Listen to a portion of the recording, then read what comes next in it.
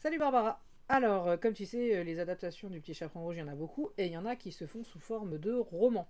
Tu m'en as offert deux que j'ai lus et dont je vais parler aujourd'hui, et en tout, j'en ai cinq là avec moi, dont un que je dois lire relativement rapidement puisque je l'ai emprunté à la bibliothèque. Bref, le premier que tu m'as offert, ou que j'ai lu en tout cas, c'était La Petite Rouge. La Petite Rouge, c'est de Benjamin Pascal, voilà, aux éditions Pocket, c'est un thriller. C'est vrai que les adaptations en roman du Petit Chaperon Rouge ont décidé d'aller encore plus loin, hein. Se faire bouffer ou violer par le loup, ça suffisait pas pour une gamine. On a décidé d'aller faire ici, hein, en l'occurrence, un serial killer de mémoire. Donc c'est une gamine de 13 ans, on retrouve son pied dans la forêt. Et il y a un ancien enquêteur qui va se mettre à enquêter, alors qu'il est lui-même sous enquête de l'IGPN parce qu'il a fait des conneries administratives. Et du coup, ça va poser des problèmes évidemment dans le courant de l'histoire.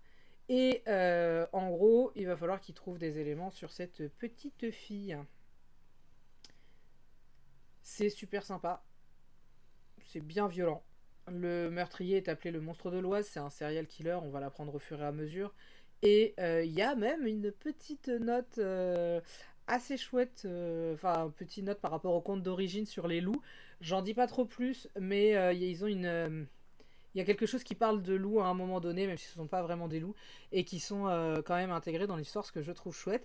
C'est un thriller efficace, il me reste pas énormément de l'intrigue parce que je l'ai lu il y a assez longtemps, mais franchement j'avais bien aimé, je trouvais que ça se lisait bien et que c'était chouette à lire, ce qui est déjà pas mal. Le second, ben, j'ai plus de souvenirs, c'est plus trash et c'est plus conte pour moi, c'est ça où je trouve qu'il gagne par rapport à celui-ci. Donc le second, c'est rouge. Alors le fait qu'il y ait une croix, c'est pas pour rien parce qu'il y a vraiment énormément de choses liées aux religieux dedans. Donc c'est Pascaline Nolo, comme c'est écrit qui l'a écrit, aux éditions Pocket. Alors là, on est sur quelque chose de plus trash encore. Plus trash parce qu'on n'est pas dans du réalisme, on n'est pas sur des meurtres, on n'est pas sur des choses comme ça, même s'il y a aussi du meurtre dedans. On est sur l'histoire d'une fillette qui a une tache de vin rouge sur la tronche. Et enfin, le village a décidé que c'était elle qui portait la poisse concrètement.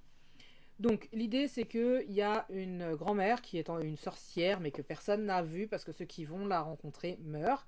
Elle demande régulièrement à ce que des jeunes filles lui soient envoyées à leurs premières règles. Toutes les jeunes filles à leurs premières règles lui sont envoyées et ne reviennent jamais.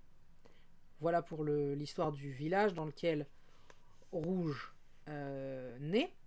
Et Rouge, à sa naissance, sa mère meurt. Il faut savoir que sa mère a perdu la tête pendant la grossesse. On ne sait pas pourquoi, c'est un des longs fils rouges de l'histoire qu'on découvre à un moment donné, qui explique aussi pourquoi Rouge est malmenée, sauf par le curé qui fait quand même un peu attention à elle. C'est super glauque. Vraiment, c'est une histoire pas si on va pas bien. Enfin, je recommande ça à des gens qui aiment le glauque parce que c'est quand même très très violent. Il est question de. Bah, en fait, elle se fait complètement harceler par tout le monde sauf un copain. Elle a un copain qui est le fils de la meilleure amie de sa mère d'ailleurs. Donc elle a un pote, elle se fait harceler par tous les adultes, par tous les enfants. Enfin, c'est vraiment ultra trash. Et on attend qu'elle soit envoyée vers la grand-mère en espérant qu'elle y reste. Voilà. Concrètement, c'est ce que les villageois veulent. C'est assez intéressant comme dénouement. J'ai trouvé que l'histoire était prenante. C'est pas très long comme roman. Je sais pas combien il fait, mais voilà, il fait 330 pages. Mais on est très en haleine, on a très envie de savoir et c'est très malaisant. Certains passages sont vraiment très malaisants. Il y a toute une histoire sur la vieillesse, la sorcière. Pourquoi la sorcière qu'on appelle grand-mère utilise les jeunes filles, etc. Enfin, il y a vraiment toute une histoire par rapport à ça. Il y a des loups qui viennent chercher les jeunes filles quand elles ont leurs premières règles aussi. Voilà, moi je l'ai beaucoup, beaucoup, beaucoup aimé, comme je l'ai déjà dit, je le recommande fortement si on a envie d'un truc bien glauquard et un peu fantastique. Et ensuite, il y en a que j'ai pas lu encore. Il y a Le Chaperon Rouge, celui-là. Donc celui-là, a priori, c'est Bon, je sais pas. En gros, il y a Valérie, un personnage qui entend la voix d'un loup. Et il paraîtrait que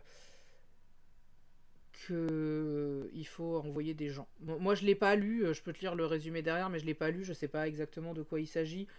Je suis pas hype par le résumé, mais écoute, je le lirai forcément un jour. Et a priori, c'est évidemment des hommes qui sont violents, comme c'est étonnant. Voilà pour celui-là. Donc celui-là, c'est celui qui me hype un peu le moins. Ensuite, il y en a un version plus ado, je pense, qui s'appelle Le Petit Chaperon Rouge à Manhattan de Carmen Martinguet. Et là, donc là, on est dans les temps modernes, évidemment. Elle vit dans une grande ville. Sa galette, c'est une tarte aux fraises. Et sa grand-mère est une ancienne chanteuse de music hall. Et le loup est un pâtissier milliardaire. Donc on retourne sur évidemment le loup qui en fait est un homme et qui va probablement faire suer la gamine. Voilà, donc ça c'est une adaptation qui est plus courte que je lirai probablement dans l'année, mais c'est pas sûr parce que j'ai trop de choses à lire. Mais voilà, donc ça fait partie de ceux qui me donnent envie. Et celui que je dois lire absolument dans les 2 mois, c'est celui-là. Et alors celui-là, il a l'air bien violent. Donc c'est une nouveauté de la bibliothèque. Je crois que ça vient de sortir pour de vrai. C'est The Girl in Red de Christina Henry. Alors, c'est une version française, hein. Ils ont juste décidé de ne surtout pas traduire parce que c'est tellement dur à traduire un titre comme celui-là. Je comprends pas. Bref. Alors là, c'est sympa. J'ai lu le résumé pour essayer de t'en parler. Mais alors là, ça donne vraiment envie. Mais ça a l'air ben glauquard aussi. Donc là, on est sur le personnage de Red, donc c'est son nom, qui va être obligé de partir dans la forêt parce qu'il y a une épidémie qu'on appelle la toux. Et ça décime la population et tout le monde part des camps parce que bah, là où ils sont campés, où ils campent, enfin où ils sont trop nombreux évidemment, la pandémie s'extend. Et donc dans les bois, elle se retrouve menacée non pas par des loups, mais par des humains aux désirs obscurs, à la volonté faible et aux intentions malveillantes, nous dit-on, des hommes en uniforme, parce qu'il y a aussi un peu la guerre, tout ça, tout ça. Voilà. Donc, et bon, il y a quand même un petit hint que j'aime bien, c'est Red n'aime pas se considérer comme une tueuse, mais elle n'est pas prête à se laisser dévorer simplement parce qu'elle est une jeune fille en hoodie rouge, seule dans les bois. Ça a l'air fun. Ça a l'air bien fun. Voilà, donc là, ça envoie un peu du lourd. Alors, je sais pas du tout le l'âge visé. Ils mettent des petits... Oh, c'est mignon, j'avais jamais vu ça. Ils mettent des petits, je sais pas si c'est lisible à l'écran, mais ils mettent des petits trigger warning. Ça a l'air sympa. Alors, post-apocalyptique, violence, virus mortel, survival, monstre et retelling. Euh, ça doit vouloir dire que c'est un compte qui est modifié, j'imagine. Je suppose. Donc non, c'est pas vraiment des trigger warnings, c'est plus ce qu'il y a dedans, quoi. Bah écoute, je te dirai ce que j'en pense. Puisque celui-là, je vais le lire et je te le présenterai un peu plus rapidement après la lecture, donc ce sera plus simple pour moi que de faire s'enfiler longtemps après l'avoir lu. Voilà, bah c'est tout. Je sais qu'il y en a d'autres de ce format-là, mais je crois pas que j'en ai d'autres. En tout cas, je j'ai pas retrouvé là comme ça. Mais il y a pas mal d'adaptations en roman du Petit Chaperon Rouge, ce qui m'étonne un peu parce que le conte est vraiment riz. Donc je trouve ça intéressant que les gens s'emparent de ce conte pour en faire un univers entier. Voilà, et ben je te souhaite une bonne fin de journée et à bientôt.